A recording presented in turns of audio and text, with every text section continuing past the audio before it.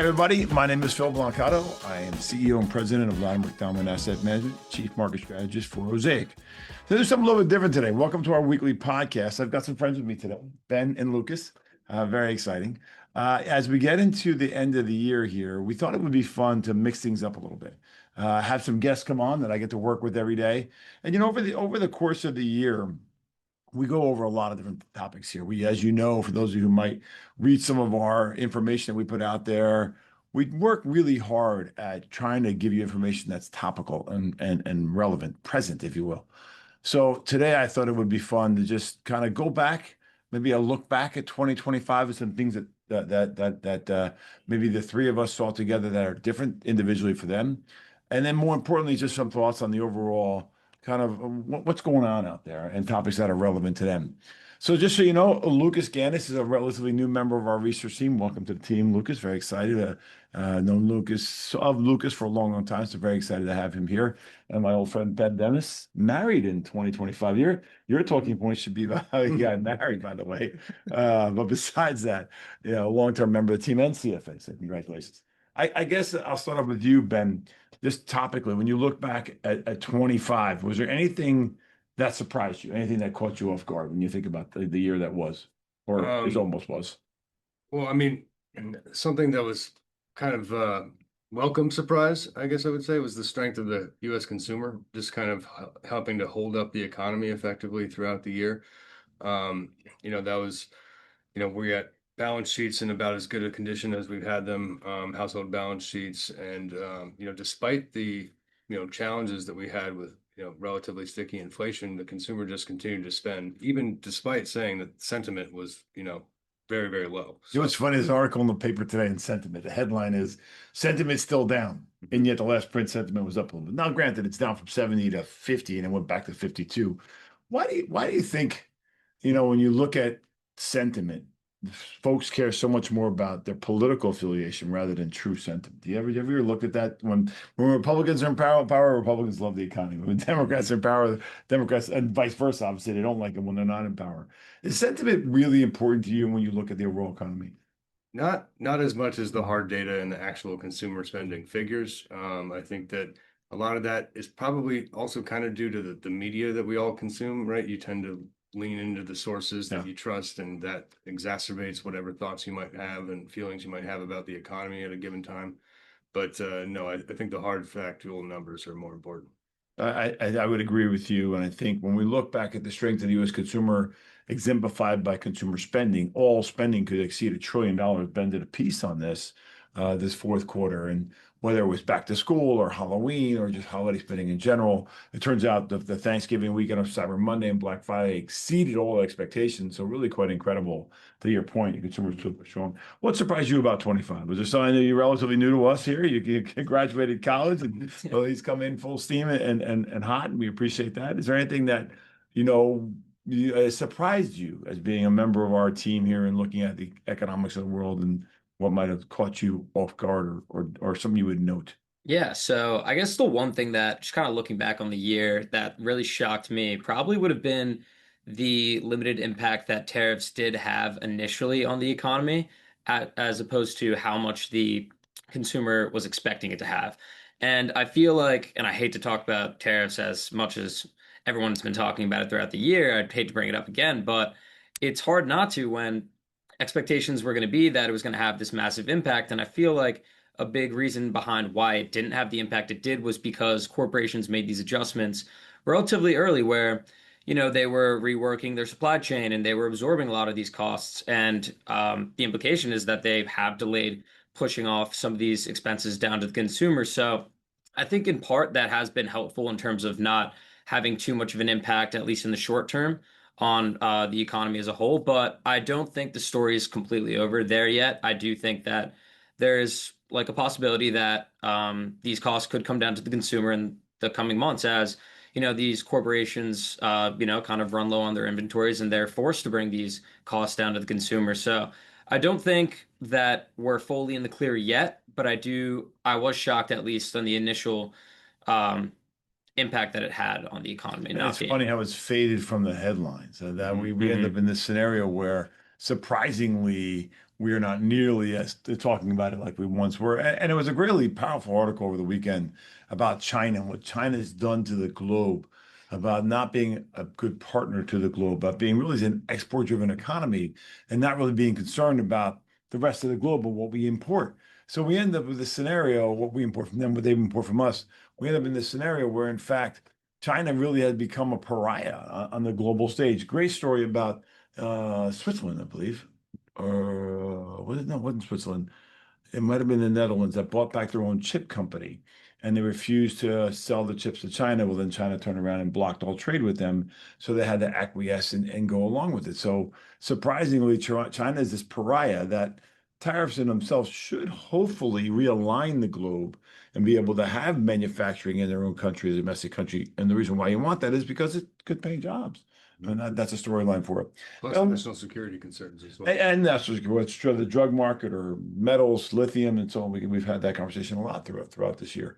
So let me pivot to you for a minute. You wrote a lot this year, one on energy. What are your thoughts on where we are from an energy standpoint? I know we talked a little bit about nuclear and what's happening with some of the power demands. Where do you sit looking back at 25, and what do you think about what's happening in the future of energy in the United States? Yeah, I mean, I think this is one of the most interesting areas of investment right now, because it's such a diverse mix of across the energy stack. Really, you're getting, as you point out, with nuclear, a resurgence of interest. It's like much more politically viable than it has been in recent years, given the concerns following the Fukushima Daiichi disaster in Japan in 2011.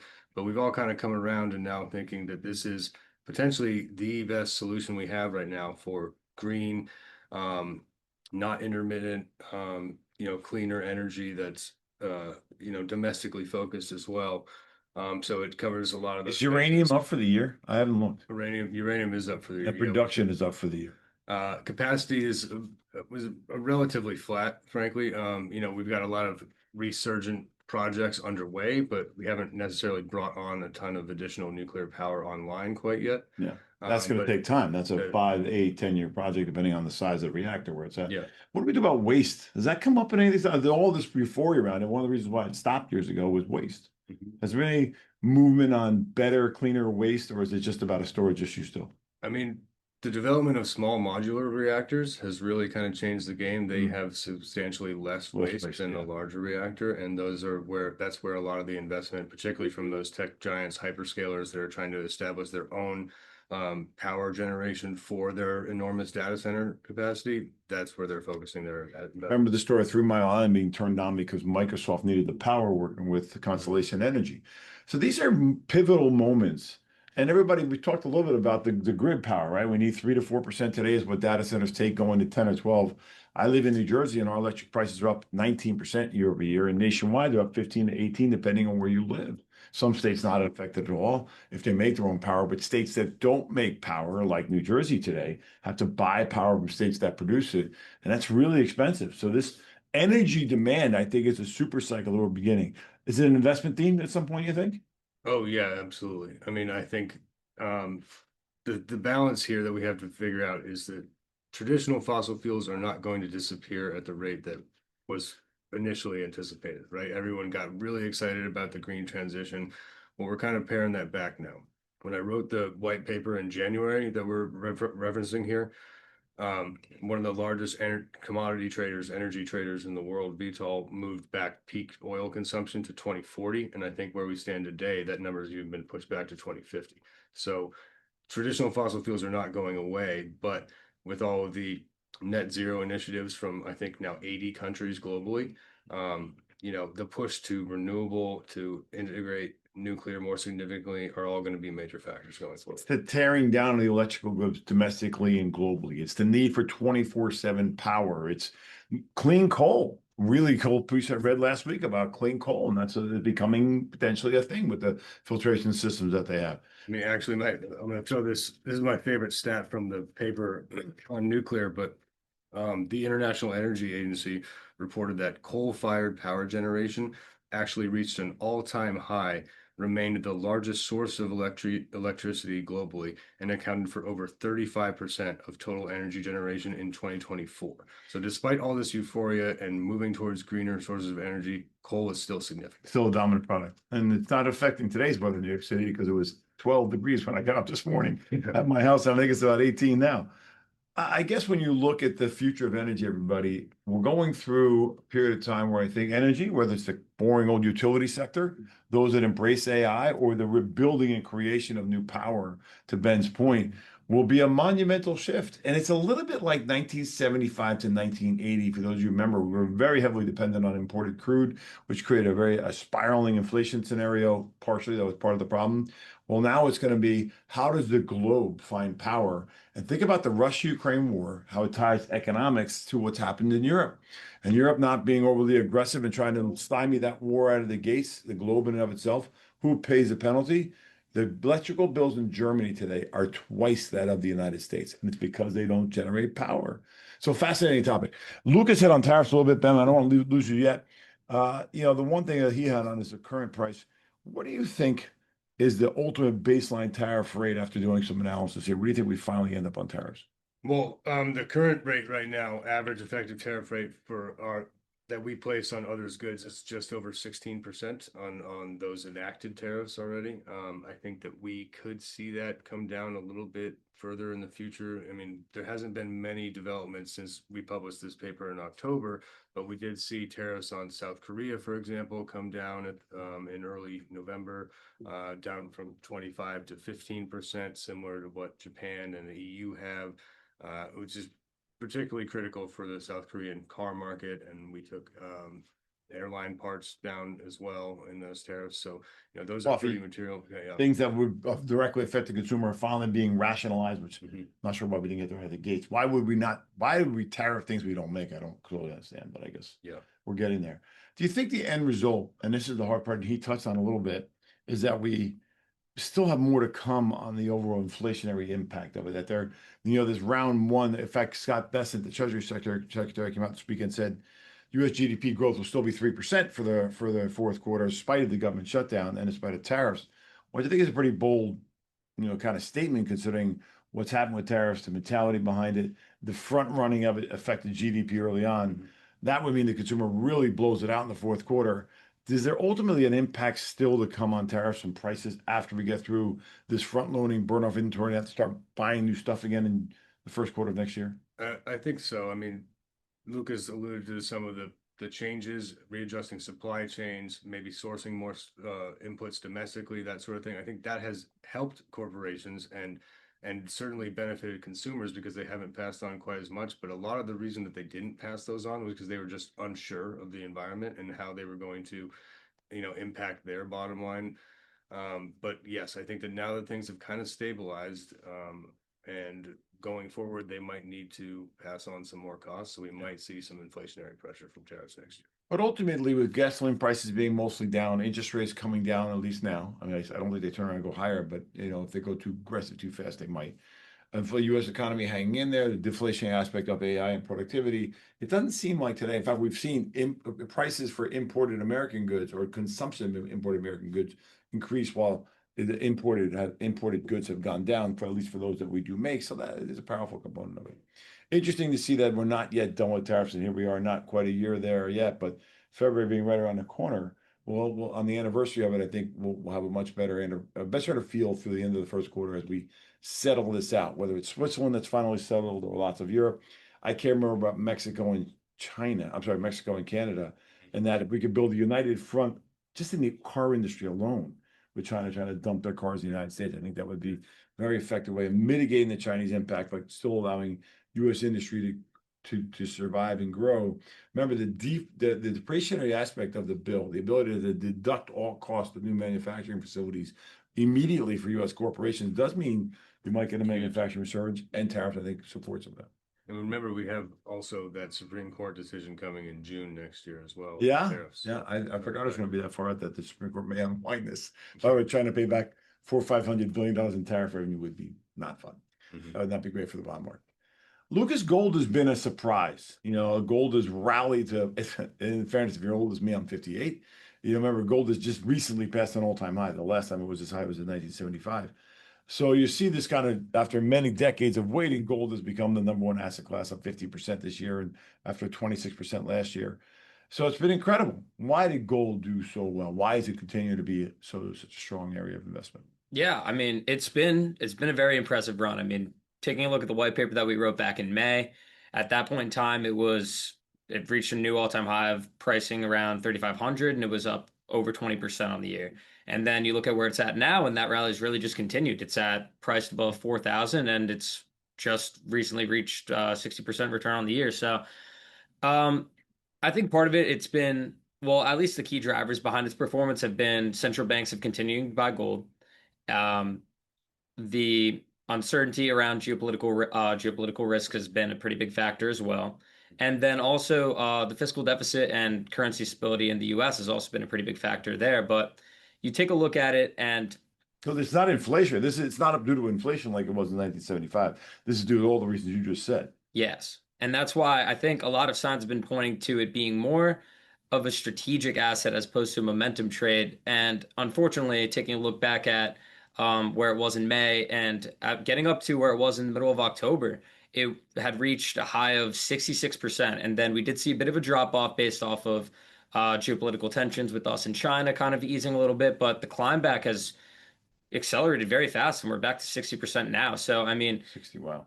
yeah, so it's showing that it is more of a strategic asset than a momentum trade, in my opinion, and that it has the legs to kind of make its run into 2026. It's a very speculative asset class, though, because it's got a perception of value. You're using synthetic options to buy it, and it can't be used for anything. And yet here we are up 60%. Is it? So that's where I struggle as an investment theme. That is it really an investment theme? Is this one that you can have in a portfolio? And I worry, is there enough gold to back to, is there actually enough bullion out there to back all the investments that are being made in it? But you're right, it has been one hell of an asset class. And to my surprise, stronger than I would have ever anticipated. We don't own it. It's a very speculative asset class, sort of like Bitcoin in that same kind of perception of value, what people think it's worth rather than what it's really worth. There's no earnings generated, it can't be used for anything. But yet here we are up 60% in a great asset class. Yeah, I know you had mentioned that you don't fully agree with all this noise around, the US dollar decreasing in value, but I feel like that's a pretty big part of why we're It seeing is. so many central banks, diversify away from the US dollar and invest in gold in that sense. And If the US economy really turns into be a 3% GDP growth, it does three next year per se, does gold hold on here or does it sell off? If you had to guess without holding it to it, of course. yeah. I think I would have to say that yeah, I'd go that it goes into 2026 at least for the time being and then just kind of seeing where just like the larger picture of, geopolitical landscape kind of goes from there as well. I don't think it's just, US growth in that sense. I think there's other factors that kind of weigh in on it. French debt, German debt, and so on. Yeah. I don't disagree with you. There's other countries The in the whole world, Western world, really. the whole Western world. The joke is the United States is the best house in a bad neighborhood. When you look at the net debt of the United States, for every dollar we make, we really owe about a dollar, slightly more. We got to look at the rest of the European continent, Japanese, China, all for every dollar they make, go anywhere from $1.25 to $2. So we are on a net debt basis, taking out the debt that's at the federal government's level. We have too much debt. And that's, I think, to your point, the reason why gold has survived. But I would say if I think the dollar strengthened because the U.S. economy turns out to be stronger and better than we expect, for example, if interest rates go down, not because of a weakening U.S. economy or labor market, but just because inflation goes back to 2.5%, which the most recent PCE data suggested there's a chance of that. I mean, it's stale data, but still, I'll get into that in a little bit. But point being, I think you're right. I think gold hangs in there surprisingly because you've created this demand cycle that I don't think is going to end unless the entire globe got their fiscal house in order. And that seems like a long shot. One of the things I'm excited about is wages. And I know you did a piece on wages. You were involved, the interns we had this summer involved in it, and you've taken a look at it. To me, the wage phenomenon is exciting. Talk about real wages in the United States and what's going on there. I think that's a great story. Yeah, so when we wrote the piece back in June, we were taking a look at real wage growth compared to inflation and kind of the impact that that's been having on consumer confidence. And when we did take a look back there, what we saw was that real wage growth had been outpacing inflation, but even with that information, consumer confidence was nearing all-time historical lows. And you take a fast forward to today and look at where real wage growth is, and it's continuing to improve. I mean, government data showed that the real average hourly earnings have increased year over year, being up 0.8% from September of last year to this year. I mean, that just kind of, shows that the workers' purchasing power has been improving. And then you take a look at the nominal wage growth, it's up 4 to 5% year over year. And then with inflation being in that 2 to 3% bucket, I mean, real gains is in positive territory. And you take that and then you look at the confidence, and there's been no improvement since where it was in June. I mean, granted, the University of Michigan Consumer Sentiment Survey just came out for the month, or like a week ago or so, and those numbers did show a slight uptick from November. But that being said, like you had mentioned before, 53 is a very low number compared to historical standards, and it's in line with the trend that we've been seeing for since we wrote about it back in June, that even though wage growth has been outpacing inflation, it's not really doing anything for the consumer sentiment or confidence. Does that create a coiled spring moment that once confidence, because wages have beaten inflation now for quite a long time, 8 out of the last 10 years? So that means once we kind of get past the holidays and maybe tariffs aren't as big an issue, we're seeing some costs come down, assuming that some of the stuff continues. Is this a coiled spring moment for the consumer, or is it not? That we kind of trudge along here until there's some catalyst one way or the other way, like unemployment getting worse or better? What do you think? Yeah. So, I mean, Ben had touched upon this with how strong consumer spending has been for the year. And it has, I mean, we saw it through all the holidays that we've seen, back to school, Halloween, Thanksgiving, hopefully Christmas shows that consumer spending has been as strong as we're expecting it to be. But I mean, at least what I've been seeing and what I've been reading, I feel like I keep looking back at this K-shaped economy that keeps getting referenced, and how these higher income households are really driving that consumer spending as opposed to it being a more broad-based consumer economy.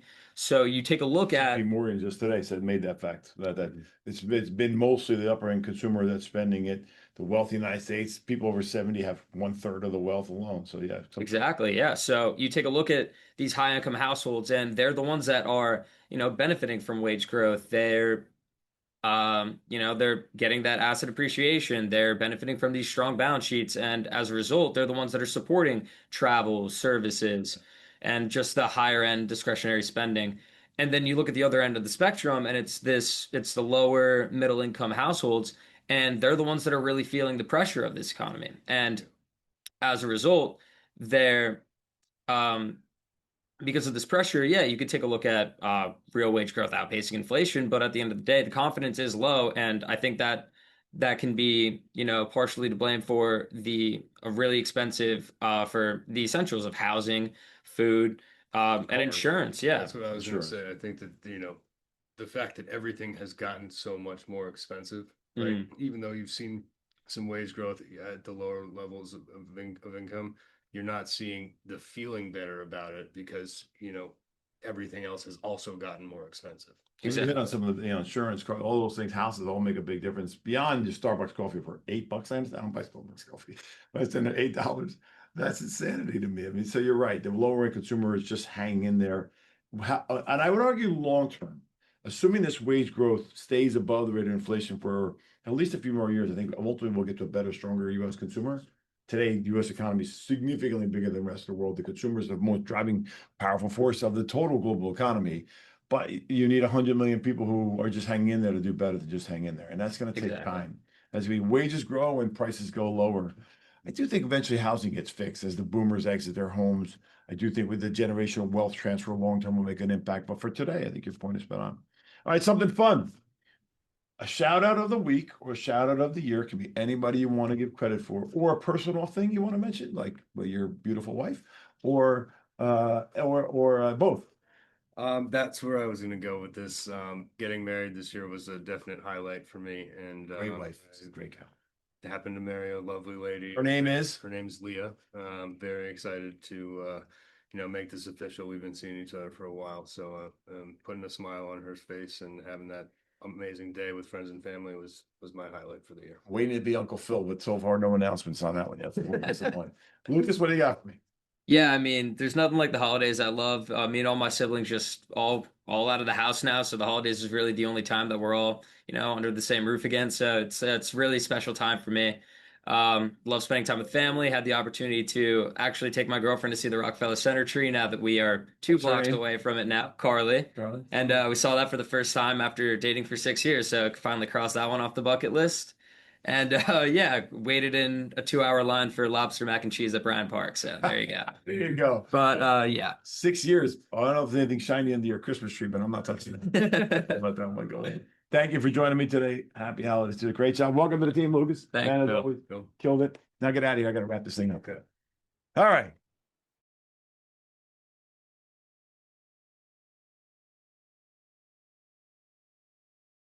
In Boston yesterday. But while I was there, I was hanging out with a guy named Cameron. He's one of the guys that works with Nathan. And he forces his poor fiance to listen to this podcast. So my first comment for today is, Emily, thank you for listening in. And I hope you're not terribly bored. You should tell your fiance there that you should find better things to listen to while you guys are in the car together. For the week, the stock market killed it, up 18.2%. We're up another 0.3, not for the week, but for the year. And up 0.35. We are exceeding expectations that even I had for this year, much higher. I thought we'd get maybe 12 this year. The Fed's probably going to cut interest rates next week. And for that reason, the market's euphoric. And that's how we got here. Good news on a couple of fronts. Small cap stocks really having a good week, up 0.88. We're a big believer in those, and they're doing quite well. Now, 1447. I hope they catch the S&P by the end of the year. The bond market also, not hanging in there. Had a little bit of a rougher week, only down 0.5%, up 694 on the year, though still a very strong year.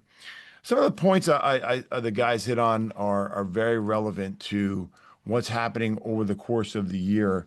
But I do think, you got to realize there's one thing out there that's hard to swallow. For example, the middle of the United States, 60% of Americans hold just 26% of the wealth of this country. Now that problem will get fixed over a generational wealth transfer that's going to come over in the years to come. And don't get me wrong, in 2026, when we have lower taxes on that group, and we've got lower regulations, we got some stimulus by the federal government in the form of lower corporate tax as well. I think there's a chance for them to really lift off higher with not just lower costs but wages. But certainly that area of the economy, as Lucas hit on, is a bit of a concern. However, so far spending has been quite incredible for the holiday season. You can't deny that the spending has been much better than I think anybody expected. But in the end, something I want you to noodle on, I hope we can address this in the years to come. When you look at wealth and spending by quartile, the top 20% today represents 71% of spending in the U.S. economy. That's a big number. The bottom, call it 3%, of total wealth only represent 9%.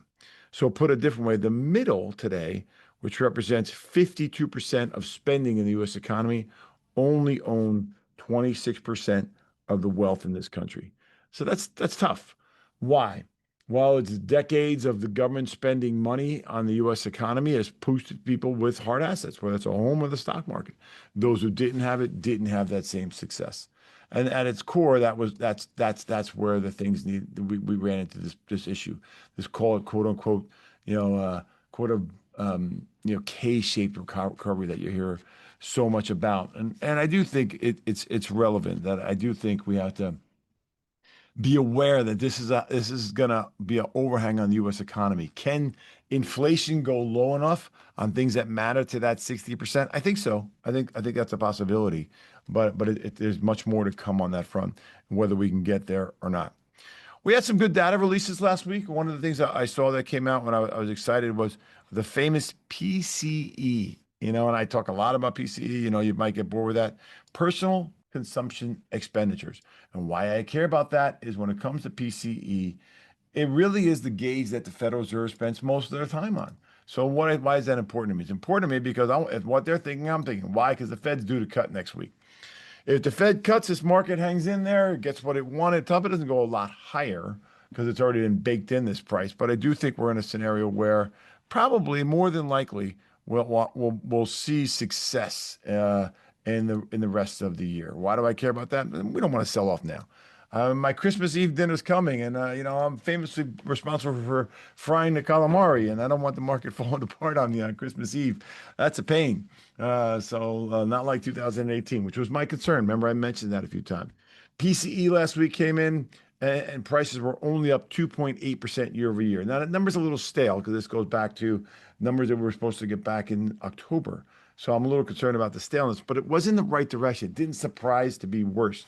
Core PCE, the one that excludes the volatile food and energy, also rose 2.8% versus last year. That's important, everybody, because personal consumption and expenditures is what the Fed's going to focus on. We haven't seen the labor market weakening of any significant rate. ADP came out and said the private sector shed some jobs, but the ADP numbers haven't been very good for a long time, so I can't really rely on them. Let's see what, as the data gets fixed from the government shutdown, what ultimately happens here with the the quality of the U.S. economy, the labor market. If the labor market hangs in there, we don't go in recession and we finish this year strong and probably come out of the gates pretty strong for next year. What I would say is the downside to this. If we get a softer labor market because of continued higher prices, it wouldn't surprise me because of valuations. If we get a good sell-off next year, something where we see a 8 to 10% sell-off next year, the second year of the presidential term can be pretty difficult. So that's just something I want you to think about. We're not there yet, but I'd never bad idea to take some profits and pivot. Why not pivot once in a while? Why not take an opportunity to do something different in your portfolio? Take profits. There's nothing wrong with it. But anyway, I think that those are some of the data that came out that's interesting to me and something I'd want to share with you. Now, let's do some fun stuff. Marcella's home. Marcella flew home on Saturday. For those of you who want to know about my daughter, she is home and very excited to have the one kid home. And the other kid, Luca, is driving home. I am fully stressed out right now, if you can't tell. She's on the road and driving, and hopefully be home sometime tonight. She's driving with a good friend of mine, little Lena Perino. They're going to drive together she drove up to the University of Tennessee, met Lena, and then they're driving home together. So it's quite exciting. Lena's a wonderful young lady studying business at the University of Tennessee, and her sister, Bella, goes to JMU, which plugs me right into the playoffs.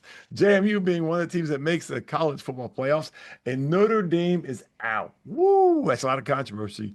I have to be honest with you, this system is a little bit funky. I did not like the SEC championship game. I know the Georgia Bulldogs did well, and they beat Alabama, which is always wonderful. But the game is kind of meaningless at this point. What's the point of playing that game? I don't quite get it. All you got to do is get people hurt. So I don't think Alabama should have been penalized. They deserve to be in. I don't think Notre Dame. I hate to say this, Notre Dame fans, you guys didn't play. You're not a part of a conference, and they lost 2 games early against 2 good teams, but head to head they lost to Miami. So I guess that's how it works. I don't know if the system is perfect, but the college football playoffs are on. And here's the kicker for me. There's a chance that the Georgia Bulldogs will play Ohio State. Well, I have a lot of family who likes Ohio State.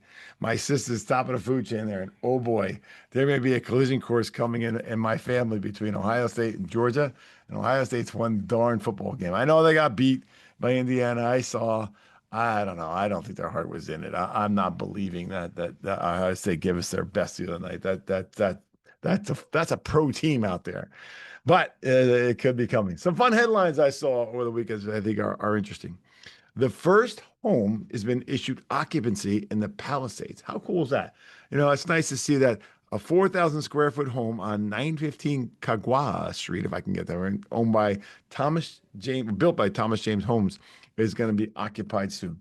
To not get into the details of it, it's nice to see that the home is being built out there. I think that's pretty cool. On a personal note, Trump is going to hunt, and I'm not into this. I'm not picking sides, but they're going to host the Kennedy Center honors, and one of the person being honored is Sylvester Stallone.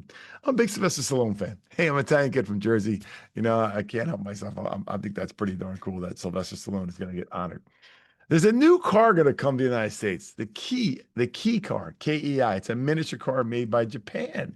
Why? Because it's a low-cost car for the regular old consumer out there. I think that's pretty cool. Japanese company, made in the United States. Just for some extra, kind of boost there. I think that's pretty exciting. Anyway, I'm rambling on here. We've had a long call today. I just want to hit on some fun stuff that I saw out there before I wrap it up. And finally, the World Cup draw. I'm a big World Cup soccer fan. Boy, you're going to get sick of me talking about the World Cup in the months to come. And I think it's super cool that the World Cup is coming to the United States. I was very involved as a kid many years ago. I was a translator for the Italian national team. Got to spend a lot of time with the players. I was very involved the last time the World Cup was here. I'm not involved this time. This day job of mine, it does take up a lot of time. But all that being said, I can't help but be excited about the World Cup coming, and hard to get tickets, unfortunately. But I hope you're as excited as I am. Fun trivia fact this week. I'm gonna leave you a little bit of trivia. Levi's jeans. I couldn't help but read a piece over the weekend about Levi's jeans. I'm gonna read it to you. The global denim market today is $100 billion industry. Wow, it's quite impressive. Driven by major retailers like Levi's and American Eagle, leaving the controversy of American Eagle out if that's controversy. Now, here's the fun part. Blue jeans were born out of a woman's frustration with the frequent trips to her gold miner's husband's denim pants. So in other words, frequent rips, not trips. In other words, the wife of a man who worked in gold mines, his pants kept tearing because he was working in a mine. So her tailor's solution was adding copper rivets to the garments, kind of pain points where the joints came together, signified the birth of what we know as today as blue jeans. Now it doesn't have the names. It doesn't say who these people were, but it seems like. Oh wait, hang on. No, it doesn't. I just read this report and I can't help it. I think that's so cool that it comes from demand. The mother of all invention is, kind of demand when we need things. So I'll have to see. I was looking for the name and I couldn't find it. I don't want to waste your time today, but wait, hold on. No, I can't find it. Anyway, very cool. If I find out who the person who wrote this was, who came up with the idea. It was Levi Strauss was the founder, but not the one who needed it. They don't name who the husband and wife were. My shout out of the week. The shout out is kind of, I'm going to go backwards, go forward a little bit. My shout out of the week is going to go to the men who fought in Pearl Harbor. I happened to catch my attention about a report about the 1,000 men who just died in one bombing of the ships alone, and how many people lost their lives. But the recovery of the United States becoming this, global manufacturing superpower of equipment to be able to fight in World War II. And the report went on to say that Japan made a couple of mistakes, that they didn't destroy the fuel dump and they didn't destroy the manufacturing facilities that were on those islands at the time. And 3 of the big ships were out to sea. Had they done that, it would have set us back even further. But the men who fought in World War II, but more importantly, Pearl Harbor. So I thought in honor of veterans, when they talked about Leon Armstead, Robert Hartline, and Milton Ripple, men that were still alive and there when Pearl Harbor was attacked, I'd like to send my shout out to them this week. I think that's pretty cool. Anyway, the tailor for the jeans was Jacob Davis. I know I had it. Jacob Davis is the one who came up with the idea of putting rivets in blue jeans to prevent ripping. Anyway, the girls are home. It's holiday time. The Rockefeller Center Christmas tree is lit up, and there are people everywhere. It took me forever to get to work today. I was a little late and just took me forever. But anyway, enjoy this time of year. It's fun. It's exciting. It's football. It's basketball. It's hockey. It's the Heisman Trophy coming. But more importantly, it's time to spend time with friends and family. Enjoy, everybody. Have a great week, and I'll talk to you all soon. Emily, stop listening. Take care, everybody. Bye-bye.